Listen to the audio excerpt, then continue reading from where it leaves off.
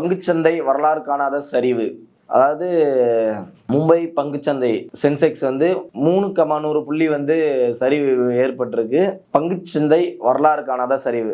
Mumbai Sensex 3,100 புள்ளி சரிவில் பங்குச்சந்தை தொடங்கியிருக்கு. அதே மாதிரி தேசிய பங்குச்சந்தை நெட்ஃபிளிக்ஸ் 1000 புள்ளிகள் சரிந்து பங்குச்சந்தை தொடங்கியிருக்கு. இப்போ இந்த வரலாறு காணாத பங்குச்சந்தை சரிவுங்கிறது ஏன் ஏற்பட்டிருக்கு அப்படின்னு பார்த்தீங்கன்னா, அமெரிக்கா அதிபர் ட்ரம்ப் அவர்களுடைய பரஸ்பர வரி விதிப்பு.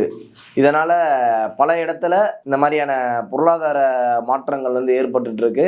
இந்த மாதிரி பங்குச்சந்தை சரிவுங்கிறது மிகவும் வீழ்ச்சி அடைஞ்சிருக்கு அப்படிங்கிறது. அந்த அடிப்படையில் கூட ஏற்கனவே நிறைய விமர்சனங்கள் வந்திருக்கு. இந்திய அளவில் இது பொருளாதார அளவில் வீழ்ச்சியை ஏற்படுத்தும், பல பொருளாதார நெருக்கடியை உருவாக்கும், பொருளாதாரத்தில் பல மாற்றங்கள் ஏற்படுத்தும் அப்படின்னு சொல்ற அடிப்படையில் முதல் அடியாக பங்குச்சந்தை வீழ்ச்சிங்கிறது வரலாறு காணாத அளவில் வீழ்ச்சி பெற்றிருக்கு அப்படிங்கிறது. அப்போ இதை பற்றின உங்களோட கருத்து என்னங்கிறத கமெண்ட் செக்ஷனில் பதிவிடுங்க.